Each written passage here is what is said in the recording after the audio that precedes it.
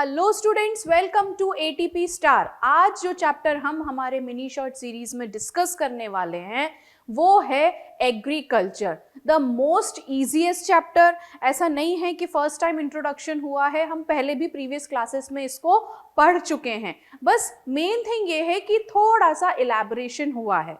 Revision के point of view से ये सीरीज सबसे मोस्ट इंपॉर्टेंट होने वाली है एंड मोर ओवर इंटरेस्टिंग भी। ठीक है, तो जब भी हम रिवीजन के पॉइंट से देखेंगे तो अगर हम ये सेशन को बार बार देखते रहेंगे तो क्या रहेगा हमारे लिए फ्रूटफुल, कि हमें मेमोराइज हो जाएंगी चीज़ें कि अच्छा इस पर्टिकुलर टॉपिक में ऐसा कुछ था या इसका सब टॉपिक ऐसा हो सकता है, हम बना सकते हैं। तो this series is going to be very helpful for you guys.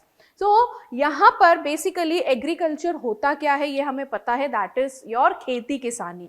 India जो टोटली जिसकी डिपेंडेंसी आज की डेट में भी 70% of the population are wholly solely dependent on the agriculture only. मतलब उनका जो रहने का, खाने का या अर्निंग के पॉइंट ऑफ व्यू से देखें तो इनका जो मेन सोर्स है वो क्या है, through agriculture only they earn there livelihoods. ठीक है, तो यहाँ पर फर्स्ट थिंग हमने क्या देखी है कि एग्रीकल्चर है। एक एग्रीकल्चरली इंपॉर्टेंट कंट्री इंडिया के पर्सपेक्टिव से देखें तो सबसे मोस्ट इंपॉर्टेंट कंट्री है अगर हम एग्रीकल्चर के पर्सपेक्टिव से देख रहे हैं। दैट मीन्स अगर हम बोले around 2/3 of the total population is totally engaged in the agriculture only. It is a primary activity which produces food and other raw materials for the industry। मतलब ऐसा नहीं है कि सिर्फ खेती किसानी है तो सिर्फ खाना है, पल्सेस हैं या फूड क्रॉप्स ही होंगे, ऐसा नहीं है। यहाँ पर नॉन फूड क्रॉप्स भी एक बहुत इंपॉर्टेंट एसेंशियल रोल प्ले करते हैं for forming any kind of industry, whether it is the small one, large one और एन एमएनसी। ठीक है, तो एग्रीकल्चर के पॉइंट ऑफ व्यू से देखेंगे तो 2 पॉइंट है, प्राइमरी एक्टिविटी है एंड इंडिया को अगर हम मात्र देखेंगे that is wholly dependent on the agriculture only. ठीक है, नेक्स्ट में आते हैं फार्मिंग के टाइप्स क्या होते हैं। अब खेती किसानी है तो उसके टाइप्स भी होंगे। तो पहला क्या है, प्रिमिटिव सबसिस्टेंस। प्रिमिटिव यानी पहले से जो चले आ रहे हैं, जिसमें लोग अपने हल, बैल, ये सारी चीज़ें एक इमेजिन करो, एक पहले का विलेज का सिनारियो, उसमें हम बहुत अच्छे से इमेजिन कर पाएंगे कि पहले का विलेज का सिनारियो को हम क्या बोल सकते हैं, primitive subsistence, which further constitutes your slash and burn agriculture.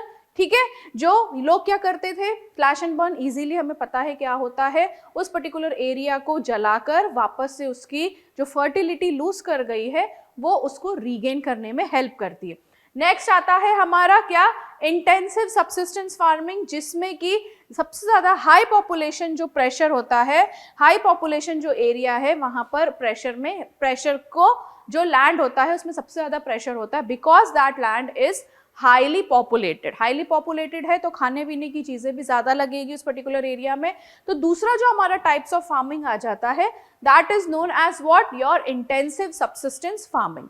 Third part जो आता है हमारा वो होता है commercial farming, that is which consist of plantation and also with the help of modern high yielding seeds. ठीक है, तो इस पे क्या आ जाता है, मॉडर्न हाई यील्डिंग सीड्स जो HYV सीड्स होती हैं, जो एक ही तरीके के क्रॉप पैटर्न को फॉलो करती हैं। दूसरी चीज यहाँ पर उस फॉलोइंग के साथ एक से ज्यादा आप क्या कर सकते हो, प्लांटेशन कर सकते हो।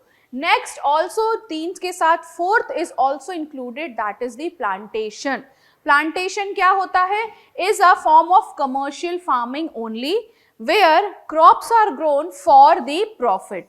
ठीक है, large land areas are needed for this type of agriculture. Countries that have plantation agriculture usually experience high and annual temperature and receive highly annual rainfall. मतलब प्लांटेशन मतलब क्या होगा, जिसमें हम टी को प्लांट, फॉर एग्जांपल टी होगा हमारा, coffee होगा, ये सारे क्या होते हैं, प्लांटेशंस के थ्रू होते हैं। जब ये प्लांटेशंस के थ्रू उगाए जाते हैं तो जो रेनफॉल है या बाकी सारी चीज़ें हैं वो क्या होंगी, सबसे ज़्यादा नीड में होंगी। और इसके अलावा यहाँ पर जो कंट्रीज इसको ईल्ड करती, India is also one of the country which is also having the plantation agriculture facilities. Now main thing, अब हम आते हैं क्रॉपिंग पैटर्न। तो there are 3 cropping patterns in India. One is the Rabi, other is the zaid, and third is the kharif.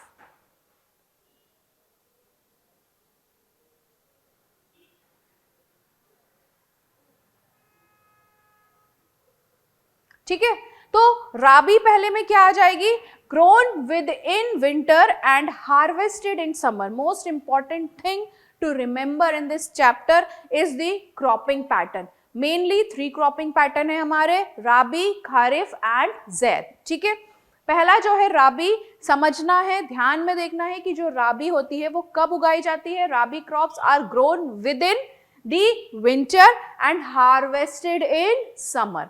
ठीक है, for example wheat, barley, peas, gram and mustard. These are all your rabi crops. Next आता है हमारा ज़ैद, जो राबी और खारिफ के बीच का season होता है, एक शॉर्ट सीजन भी होता है ये, उस सीजन को हम क्या बोलते हैं, zaid season. Short season during the summer. Watermelon, muskmelon, cucumber, ये ऐसे फ्रूट्स हैं या ऐसे वेजिटेबल्स हैं, वैसे वेजिटेबल्स हैं जो कि शॉर्ट पीरियड के लिए जल्दी से उग जाते हैं. And again I will say राबी और खारिफ के बीच का जो सीजन होता है वो क्या कहलाता है, zaid season. Third one is your kharif. जैसे कि राबी ग्रोन इन विंटर हो रहा था और हार्वेस्ट कब हो रहा था, समर में. यहाँ पर क्या होता है, grown with the onset of the monsoon and harvested in सितंबर और अक्टूबर. ठीक है, इसके मेन क्रॉप्स कौन कौन से हैं, paddy, maize, jowar, bajra, toor, moong, cotton, jute and soybean. These are some of what the kharif crops, and this is what we have seen is the cropping pattern. अब हम और अगर इलेबोरेट करें इस चीज को तो फुल तरीके से आप यहाँ पर एक ऐसे डायग्राम्स के थ्रू, आई विल नॉट से कि पूरा आपको डायग्राम ही मेंशन करना है कि दाल कौन सी होती है, क्या होती है, only the names you can write. But if you are going to follow this kind of pattern for writing an answer, की पूछा जाए कि नॉन फूड क्रॉप्स कौन से हैं, फूड क्रॉप्स कौन से हैं, ठीक है, तो इन सारी चीज़ों को बहुत अच्छे से हम इलेबोरेट कर सकते हैं. पहली चीज़ आती है हमारी नॉन फूड क्रॉप्स. यहाँ से हम स्टार्ट करेंगे. नॉन फूड मेजर क्रॉप्स हमारे, non food crops, food crops, grains. ठीक है, तो मेजर फूड क्रॉप्स में हमारे कौन कौन से आ गए, पहले आ गए horticulture crops. And non food crops में हमारे आ गए rubber, fibre crop. Again fibre crop is divided into cotton and the jute. Horticulture crops में आ जाते हैं तो हमारे ऑल दी फ्रूट्स रहेंगे, like your orange, mango, grapes, banana etcetera, apple, sorry not, हाँ एप्पल एक्सेट्रा. ग्रेन्स की अगर हम बात करेंगे तो these are some of the grains which are mentioned here, like wheat, rice, millets, maize, pulses, jowar, bajra etcetera. Other than grains की अगर हम बात करेंगे तो there are sugarcane, oil seeds, tea and coffee. These are known to be as the other food grains. So this table is going to be very much helpful for you for your revision purpose. ठीक है, तो इसको हम easily देख सकते हैं. Now next point is technological and institutional reforms. Reforms क्यों बनाए गए, क्यों इस तरीके से चीजें हुई कि जिसकी वजह से गवर्नमेंट को ये स्टेप लेना पड़ा. First of all, with the growing population, जहां पर India consists of n number of population, more than the expected population is there in India. When it is the, if we talk about any term कि यहाँ पर अगर expectation से ज़्यादा कोई चीज़ है तो उसका usage भी ज़्यादा होगा, है कि नहीं. इसकी वजह से लैंड का यूटिलाइजेशन ज़्यादा है तो उसका डिग्रेडेशन भी होगा.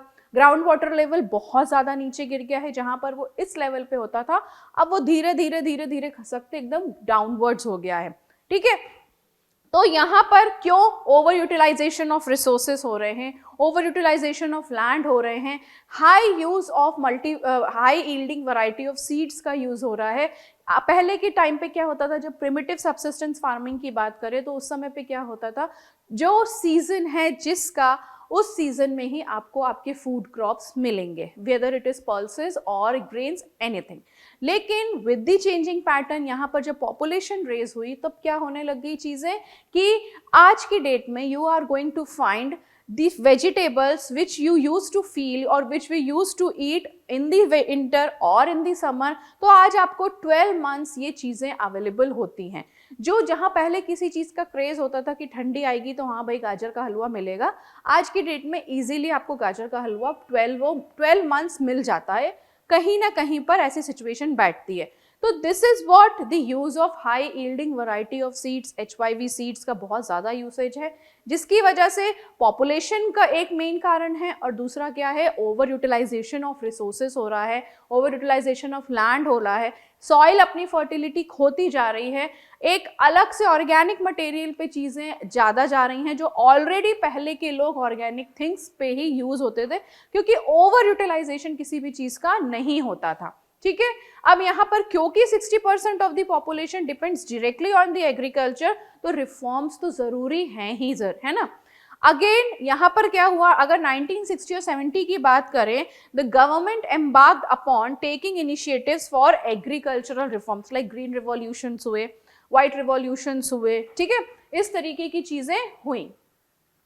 अब यहाँ पर गवर्नमेंट ने क्या करने लग गए हैं, जैसे कि फार्मर्स हैं, अब फार्मर्स को ज़रूरी नहीं है कि हर समय अगर वो अपने एग्रीकल्चर लैंड में कुछ ना कुछ उगा रहे हैं तो ज़रूरी नहीं है कि वो उनको पूरा का पूरा फ्रूटफुल ही मिलेगा, because they are earning are totally dependent on the agriculture. तो गवर्नमेंट ने भी कुछ ऐसे स्टेप्स फॉर स्पेशली फार्मर्स ऐसे किए हुए हैं, like they have started given the crop insurance. अब ये क्रॉप इंश्योरेंस क्या होता है, एक ऐसी पॉलिसी है to safeguard the farmer against the crop loss, also available as Pradhan Mantri Fasal Bima Yojana, जो totally sponsored by the government है। नेक्स्ट आते हैं, now what does it covers, जो ये इंश्योरेंस है वो क्या कवर करके रखता है। पहली चीज, जितनी भी डैमेज हुआ है by the local calamities like earthquake आ गया, ड्रॉट पड़ गया, तो यहाँ पर अपने क्रॉप को वो इंश्योर करके रखता है बाय द गवर्नमेंट। यहाँ पर उनको कुछ ना कुछ amount more than the availability, यहाँ पर उनको अवेलेबल चीजें होती हैं।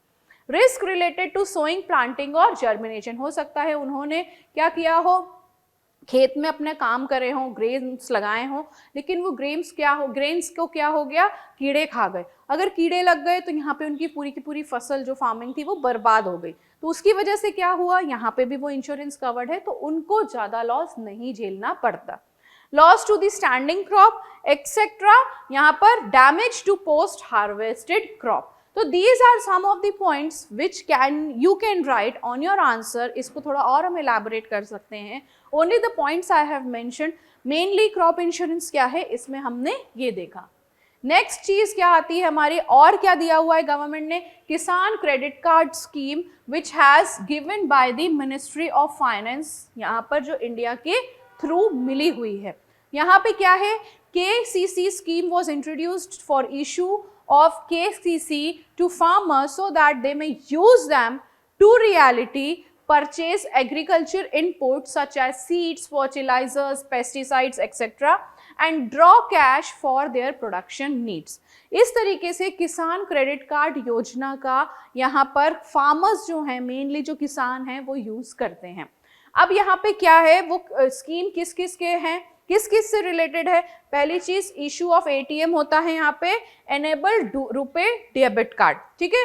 Facilities of one time documentation, एक बार डॉक्यूमेंटेशन कराना है फिर वो हमेशा के लिए हो गया। Built in cost and escalation in unit, any number of withdrawals with in the limit, कितना भी अमाउंट हो, कुछ भी हो, हम यहाँ पर विड्रॉ उस चीज से कर सकते हैं। वन क्रॉप वन मनी, ऐसा तरीके, one prize you can say, ऐसे तरीके से काम होते हैं। फिर अब role of agriculture in Indian economy, Indian economy को सेट करने के लिए एग्रीकल्चर का बहुत बड़ा रोल है। Obviously 70% of the total population जहां पर टोटली डिपेंडेंसी सिर्फ और सिर्फ एग्रीकल्चर पे ही है, तो इकोनॉमी को भी सबसे ज्यादा जनरेट भी यही करेगा। जितना ज्यादा एग्रीकल्चरल फ्रूटफुल रहेगा, उतनी ज्यादा all other sectors, be it your secondary और टर्शरी, ये ग्रो करेंगे। तो पहला है share in national income, national income में वो अपना शेयर देते हैं। Longest compulsory to producing providing sector, ठीक है। Third thing is contribution to capital formation, capital form होता है। Covers the food surplus to the expanding problem. These are some of the things जो यहाँ पर किस एग्रीकल्चर जो है वो इकोनॉमी को बड़ा करने के लिए, इंक्रीज करने के लिए बहुत ज्यादा हेल्प करती है, ठीक है। Next comes your food security. अब भाई फूड सिक्योरिटी भी जरूरी है।